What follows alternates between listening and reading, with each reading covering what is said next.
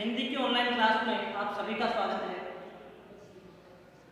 भाषा, लिपि, व्याकरण, सामान्य परिचय को अपन ने प्रारंभ किया था और प्रथम भाग अपन ने पढ़ लिया था।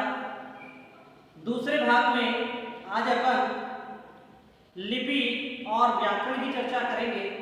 भाषा को अपन ने प्रथम भाग में पढ़ लिया था।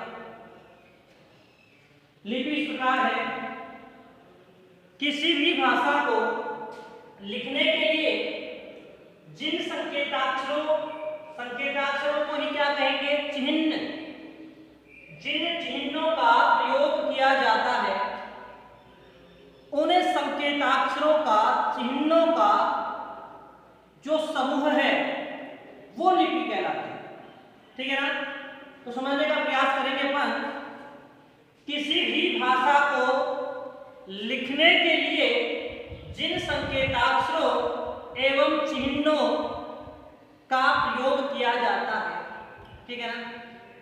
चिन्ह भी कह सकते हो, संकेताक्षर भी कह सकते हो। संकेत प्लस अक्षर दीर्घ संधि हुई है, ठीक है ना? तो किसी भी भाषा को यदि अपन को लिखना है तो लिखने के लिए जिन चिन्हों का प्रयोग किया जाएगा, ठीक है ना? अब उन चिन्हों को अपन सामान्यतया वर्ण कहते हैं। क्या कहते हैं? वर्ण। तो वो जो चिन्ह है, उन चिन्हों का जो समूह है, पूरा समूह है, वो पूरा समूह लिपि कहलाएगा। ठीक है ना? किसी भी भाषा को लेखन का रूप देने के लिए लिपि की आवश्यकता होती है, लिखित रूप देने के लिए लिपि की आवश्यकता होती है। ठीक है ना? आगे अपन चर्चा करें, भाषा को लिखित रूप लिपि के द्वारा ही दे पाना संभव हुआ है। ठीक है ना? बिना लिपि के भाषा के लिखित रूप की कल्पना भी नहीं की जा सकती है। ठीक है ना? तो यदि भाषा को लिखित रूप देना है तो लिपि की आवश्यकता हमें अवश्य पड़ेगी। ठीक है? आगे देखते हैं अपन। हिंदी जो भाषा है उसको देवनागरी लिपि में लिखा जाता है। कौन सी लिपि में लिखा जाता है? देवनागरी लिपि में लिखा जाता है। और जो देवनागरी लिपि है उसकी जो विशेषताएं हैं उनके बारे में मैं आपको थोड़ी सी जानकारी दे देता हूं। कई बार प्रश्न पूछ लेता है कि देवनागरी लिपि की विशेषताएं क्या क्या है। 2 नंबर का प्रश्न यदि मान लीजिए आ जाए तो आपको फिर बताना है कि जो देवनागरी लिपि है वो बाएं से दाईं ओर लिखी जाती है। बाएं से प्रारंभ होगी और दाहिनी ओर तक लिखी जाएगी। ठीक है ना? दूसरी जो विशेषता है उस पर अपन ध्यान देंगे। जिस प्रकार से देवनागरी लिपि के जो संकेताक्षर हैं उन संकेताक्षरों को जैसे उच्चारित किया जाएगा, जैसा उनका उच्चारण होगा, ठीक वैसा ही उनको लिखा जाएगा। अर्थात यो कहें कि देवनागरी लिपि मनोवैज्ञानिक लिपि है, वैज्ञानिक लिपि है। ठीक है ना?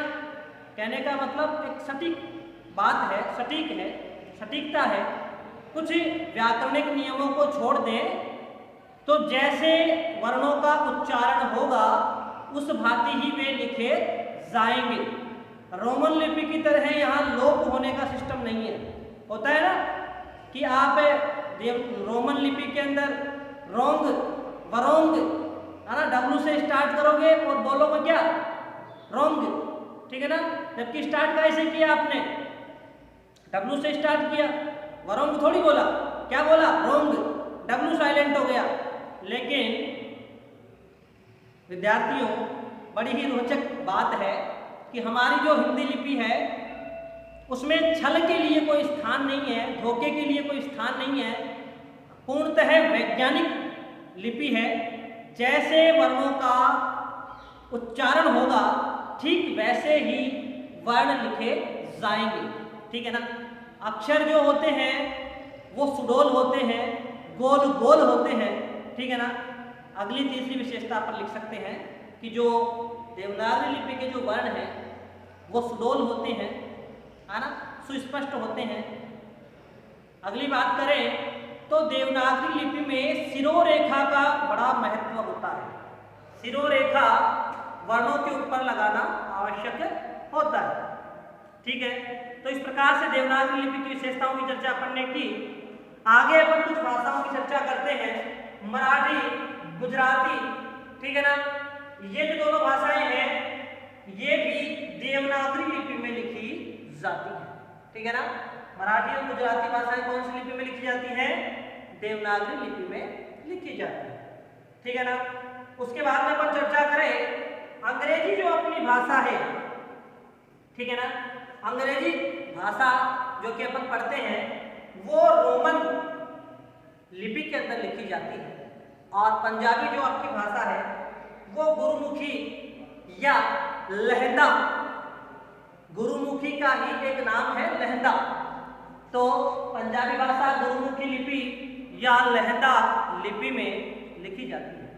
ठीक है ना, तो सीधी सी बात ये हो गई कि यदि आपको किसी भी भाषा को लिखना है तो लिपि की आवश्यकता होगी, और लिपि की परिभाषा अपन ने निकाल ली कि किसी भी भाषा को लिखने के लिए जिन संकेताक्षरों या चिन्हों का प्रयोग किया जाता है उन संकेताक्षरों के समूह को लिपि कहते हैं। ठीक है ना, फिर चर्चा अपन ने की कि बिना लिपि के किसी भी भाषा को लिखित रूप प्रदान नहीं किया जा सकता। फिर अपन ने चर्चा की कि हिंदी की जो लिपि है वो देवनागरी लिपि है। हिंदी भाषा को जिस लिपि में लिखते हैं वो देवनागरी लिपि है। ठीक है ना, आगे उसके बाद में अपन ने चर्चा की कि मराठी और जो गुजराती भाषाएं हैं उनको भी देवनागरी लिपि में लिखा जाता है। उसके बाद में अपन ने चर्चा की कि जो अंग्रेजी भाषा है उसको रोमन लिपि में और पंजाबी भाषा को गुरुमुखी लिपि में लिखा जाता है। ठीक है विद्यार्थियों, आगे अपन चर्चा करेंगे, अपना एक जो टॉपिक है उसको आगे बढ़ाएंगे। व्याकरण किसे कहते हैं? व्याकरण किसी भी भाषा को शुद्ध लिखने एवं शुद्ध बोलने संबंधी जो नियम है, किसी भी भाषा को शुद्ध लिखना है हमको और शुद्ध बोलना है, इसके संबंध में जिन नियमों को अपन पढ़ते हैं वे सभी नियम जो हैं व्याकरण कहलाते हैं। ठीक है ना, अर्थात किसी भी भाषा को शुद्ध लिखने एवं शुद्ध बोलने, शुद्ध उच्चारण करने के लिए जिन नियमों का प्रयोग किया जाता है वे सभी नियम मिलकर व्याकरण कहलाते हैं। अर्थात जितनी भी भाषाएं हैं उनका अपना एक निश्चित व्याकरण होता है ना, और बोली भाषा बनती है, और बोली भाषा कब बनती है? जब उस बोली का एक निश्चित व्याकरण तैयार हो जाए। ठीक है ना, तो किसी भी बोली को भाषा बनने के लिए क्या आवश्यक है कि उसका व्याकरण होना सही, एक निश्चितता उसमें होनी चाहिए, सर्टेनिटी। ठीक है ना, निश्चितता जब तक नहीं आएगी भाषा में जब तक व्याकरणिक नियम उसके नहीं होंगे। ठीक है ना, तो अपन ने पढ़ा कि जो व्याकरण है, व्याकरण किसे कहेंगे? किसी भी भाषा को शुद्ध लिखने एवं शुद्ध बोलने संबंधी जो नियम है उन नियमों का समूह व्याकरण कहलाएगा। ओके, इसके पश्चात व्याकरण को सामान्यतया अपन 4 भागों में विभक्त करके पढ़ते हैं। ठीक है ना, और कई बार जो परीक्षक है वो प्रश्न पूछ लेता है, पेपर सेटर प्रश्न बना देता है कि साहब व्याकरण के अंग कितने हैं, अवयव कितने हैं। ठीक है ना, तो 4 अवयवों की चर्चा अपन करेंगे। पहला जो है वो है वर्ण विचार। वर्ण किसे कहेंगे? विद्यार्थियों, सामान्य सी बात है कि भाषा की सूक्ष्म इकाई को वर्ण कहते हैं। भाषा की सूक्ष्म लिखित इकाई को वर्ण कहते हैं। भाषा की जो सूक्ष्म इकाई है, सबसे छोटी इकाई है, वो वर्ण कहलाएगी, और वो भी कौन सी वाली? लिखित इकाई।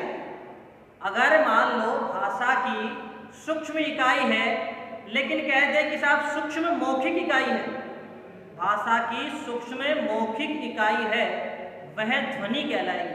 क्या कहलाएगी? ध्वनि या नाद। लेकिन अगर लिखित रूप की बात करें तो फिर वर्ण कहलाएगी। क्या कहलाएगी? वर्ण कहलाएगी, है ना। भाषा की सूक्ष्म लिखित इकाई को वर्ण कहते हैं, ठीक है ना। तो सबसे सूक्ष्म इकाई भाषा की कौन सी हो गई? वर्ण हो गई, ठीक है ना। दूसरी चर्चा करेंगे शब्द की, शब्द विचार। दूसरा जो व्याकरण का अंग है वो है शब्द विचार। और शब्द विचार की परिभाषा इस प्रकार है, वर्णों के सार्थक समूह को, ठीक है ना।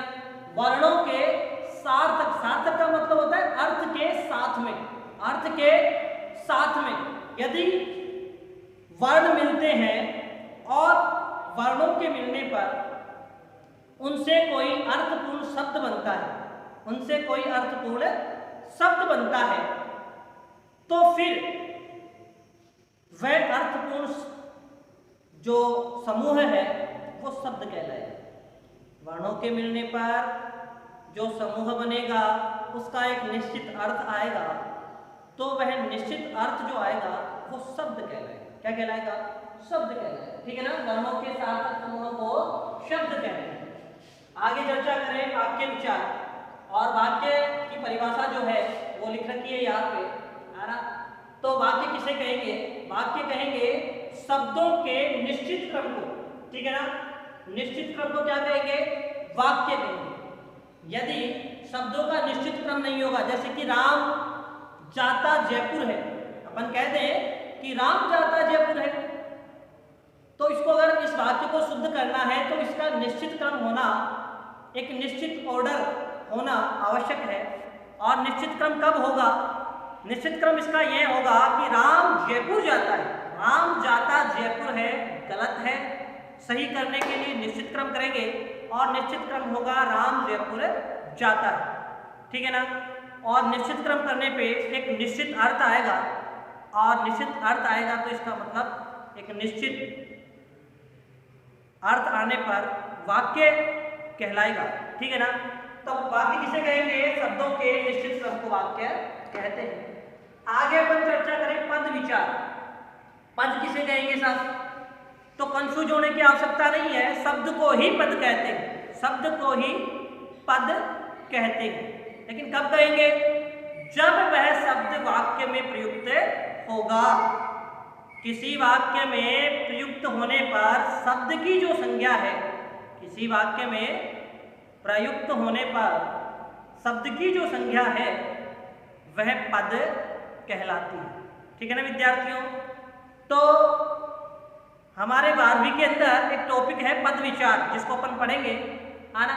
और उसमें क्या होता है, किसी भी वाक्य में किसी शब्द को रेखांकित कर दिया जाता है और उसकी भूमिका का विवेचन, उस वाक्य में उसकी क्या भूमिका है, कर्ता है, क्रिया है, जो भी है, ठीक है ना, उसके बारे में उसकी भूमिका का विवेचन करना पड़ता है, ठीक है। तो इस प्रकार से चौथा जो अंग है व्याकरण का वो है पद विचार, ठीक है। मैं आशा करता हूं कि आपके समझ में आया होगा। वीडियो अच्छा लगा हो तो सब्सक्राइब एवं लाइक करना न भूलें। धन्यवाद।